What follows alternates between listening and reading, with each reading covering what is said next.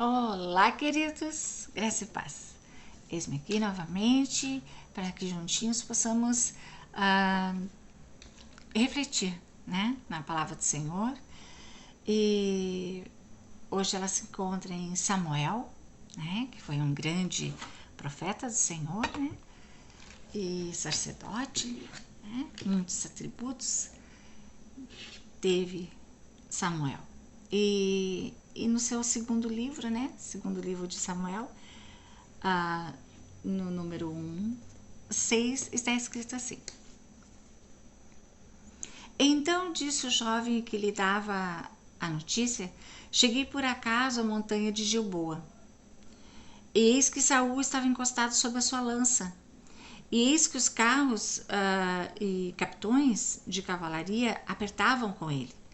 E olhando ele para trás de si, ele viu a mim. E chamou-me e eu disse: Eis-me aqui. E ele me disse: Quem és tu? E eu lhe disse: Eu sou a Malequita. Então ele me disse: Peço-te, arremessa-te sobre mim e mata-me, porque angústias me têm cercado, pois toda a minha vida ainda está em mim. Arremessei-me contra ele e o matei, porque bem sabia eu que ele não viveria depois da sua queda. E tomei a coroa que tinha na cabeça e a manilha que trazia no braço e as trouxe aqui ao meu senhor. Então apanhou Davi as suas vestes e a rasgou, como também todos os homens que estavam com ele, e prantearam e choraram e jejuaram até a tarde por Saul e por Jonatas seu filho, e pelo povo do Senhor e pela casa de Israel, porque tinham caído a espada. E disse então Davi ao jovem que lhe trouxera a nova: De onde és tu? E ele disse: Eu sou filho de um homem estrangeiro amalequita. E Davi lhe disse: Como não temestes tu estender a mão para matar o ungido do Senhor? Então chamou Davi a um dos jovens e disse: Chega e lança-te sobre ele. E ele o feriu e morreu. E disse-lhe Davi: O teu sangue seja sobre a tua cabeça, porque a tua própria boca testificou contra ti, dizendo: Eu matei o ungido do Senhor. Bom, amados, é uma palavra, como eu disse em 1 Samuel, é uma palavra forte, né? Uma palavra que o rei Saul, um homem que foi escolhido, né, para ser o rei de Israel, ele foi escolhido, ele teve um dos melhores sacerdotes, né, e profetas para ajudá-lo, para auxiliá-lo, né, que foi Samuel. E ele estava sempre fazendo o que não devia, ele estava sempre se sobrepondo às ordens do Senhor, fazendo aquilo que dava vontade dele na cabeça dele, né? Então ele foi rebelde, né? Saul foi um rei rebelde à vontade de Deus, né? Samuel falava para ele: não faça assim, não faça isso, não faça aquilo, ou vai e faça isso e aquilo, e ele fazia exatamente o que ele queria. Ele não fazia o que Deus mandava, ele não seguia e não obedecia ao papai. E por isso ele foi morto, né? Foi morto ele, seu filho Jonathan, a sua família, a sua casa, né? Todos pereceram. E então, naquela época, aquele homem, né? Se dizendo Amalequita, chegou até Davi e disse: Olha, eu vim lá do campo, né? Da batalha, e eu matei Saul, porque ele me pediu, né? Ele disse: Olha, arremeta-te contra mim, me mata, porque eu não vou aguentar, né, esse final de batalha. Tipo, não queria ser envergonhado ou humilhado pelo seu inimigo, então pediu a morte para aquele jovem, né? E aí aquele jovem foi e disse que então matou, e pegou a sua coroa, né? Pegou e trouxe para Davi. Ele esperava assim receber honras, né? Ele achava assim que Davi queria a coroa, que Davi ia ficar feliz com ele, que Davi até ia recompensá-lo. Mas Davi, ao contrário, rasgou suas vestes e mandou que o inimigo, e mandou que um jovem do seu exército se lançasse contra aquele rapaz e o matasse, porque ele tinha levantado a sua mão contra o ungido do Senhor. Bom, aqui na palavra do Senhor já diz que teve um momento em que Davi se viu dentro de uma caverna, ele se viu de frente para Saul. E Saul, num sono adormecido, ele e todos os seus soldados não viram Davi. E Davi estava também com um servo, né, ou um soldado. E o soldado disse: olha só, hoje o Senhor está te dando na tua mão o teu inimigo. E o que Davi respondeu? Não levanta minha mão contra o ungido do Senhor. Então Davi sabia que aquelas pessoas que são ungidas para Deus, que são separadas, que o Senhor manda ungir para ele, porque tem um propósito naquelas vidas, não podem ser tocadas. Não importa do jeito que elas estão vivendo. Elas podem estar vivendo do jeito delas. Podem estar totalmente em pecado. Será Deus com elas, não nós com elas, não o povo com elas, não um outro ungido com elas. É Deus com cada um de nós. E ele deixou bem claro nessa passagem, quando Davi disse que aquele rapaz estava morrendo, porque ele tinha levantado a mão contra o ungido do Senhor. Mas o interessante é que no Samuel 1, 31, 4, diz assim: então disse Saul ao seu pajem de armas: arranca tua espada e atravessa-me com ela, para que porventura não venham esses incircuncisos e me atravessem. Olha só, ele pediu pro pasmem dele, pro pajem dele fazer isso. E o pajem, porém o seu pajem de armas não quis, porque temia muito. E então Saul tomou a espada e se lançou sobre ela. Saul se matou. Esse jovem amalequita estava mentindo. Saul se matou. Aqui diz: assim faleceu Saul e seus 3 filhos e o seu pajem de armas, porque o pajem de armas, vendo que Saul se lançou sobre a sua espada e se matou, ele fez o mesmo. Ele mesmo também se feriu e morreu. Então aquele amalequita, ele estava mentindo. Não foi ele que matou Saul. Saul se matou. Mas ele queria a honra, a glória. Eu matei Saul. Para ver se tinha alguma vantagem falando isso para Davi. E como Davi, a palavra de Deus diz que foi um homem segundo o coração de Deus, Davi sabia que ninguém pode levantar a mão contra o ungido do Senhor. Então, ele foi e disse pro moço do exército dele: ó, te lança sobre esse e mata-o. E ainda disse: isso é para que tu saiba que tu teve a audácia de levantar tua mão contra o ungido do Senhor. Então, hoje em dia, amados, hoje em dia muito acontece isso. As pessoas, elas se levantam contra outras. Isso eu estou falando para pessoas que sabem do que eu estou conversando aqui, falando e pregando. O povo escolhido, remido, né?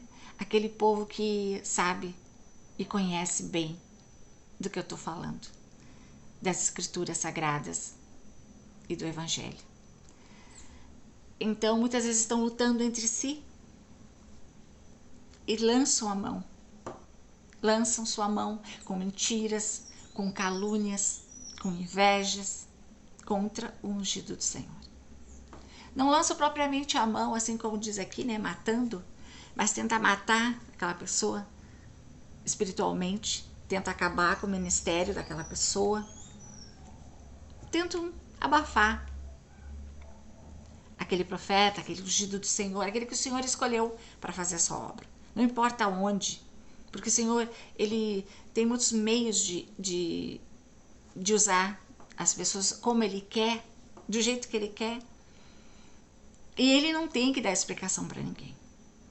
João Batista, naquela época, era uma pessoa excêntrica. Aos olhos de todos ele era um homem excêntrico, porque todos os homens que vieram no nome do Senhor eram pacíficos. E João Batista parecia não ser Porque ele não tinha medo, ele não tinha papas na língua, ele dizia: cambada de víboras, vão se converter, que está vindo o juízo de Deus sobre vocês, vocês tudo morrer. E se tinha que mandar recado lá pro rei lá que estava andando com a mulher do seu irmão, ele mandava. Ele mandava dizer, ou ele mesmo falava na cara. Ele não tinha medo, não. Hoje em dia, se uma pessoa fala assim, ó, Deus mandou te dizer, que Deus o quê? Cala a boca. Não foi Deus coisa nenhuma, tu quer aparecer. Aí ainda reverte a coisa, tu tá falando mal do ungido do Senhor. É. Então, amados, antes de falar, de pensar ou de fazer alguma coisa para o irmão em Cristo, para aquele que Deus enviou para fazer e falar sobre as Escrituras e a obra dele, antes de tentar calar a voz de Deus na vida dos pequeninos dele, porque Deus trabalha muito com seus pequenininhos, porque os grandes não querem mais ouvir a Senhor. Os grandes, eles estão tão grandes que eles se acham como Saul. Saul era grande, sobremaneira, tinha riquezas, tinha tudo. Né? Quem olhava para Saul, nossa, ele era o rei de Israel, ele tinha tudo. Mas ele não queria ouvir o próprio Samuel, né? Que era um sacerdote. Então, mesmo assim, Davi não ousou levantar a mão contra ele. Davi sabia que era ele com Deus. E o recado desse momento, nessa mensagem, é para quem ouvir: não toqueis nos meus ungidos. É Deus com eles. Deus vai tratar com todos da terra. Sejam seus filhos, sejam seu povo ou não. Deus vai tratar com toda a criatura. É Deus com eles. Nós estamos aqui para pregar o Evangelho. Nós não estamos aqui para dar pitaco na vida de ninguém. Como está vivendo, como está se vestindo, como que está comendo. Não. Nós estamos aqui para pregar, para falar sobre o amor de Jesus, sobre o amor de Deus, que enviou seu Filho amado para morrer naquela cruz. E que ele veio como um cordeiro. E morreu por nós. Ah, mas eu não vivia naquela época. Pois é, mas a palavra de Deus diz que ele veio pelos daquela época e pelos que haviam de vir, que somos nós. E os que ainda não vieram, que ainda estão na barriguinha da mamãe, ou que futuramente estarão aqui. É sobre toda a humanidade. Jesus Cristo morreu por todos. Então, amados, o recado é esse. O Senhor Jesus Cristo, o Filho de Deus, veio e morreu por nós. E muitos hoje falam desse amor, falam desse sacrifício, falam do que está escrito nas Escrituras. E ganham povos, e ganham reinos.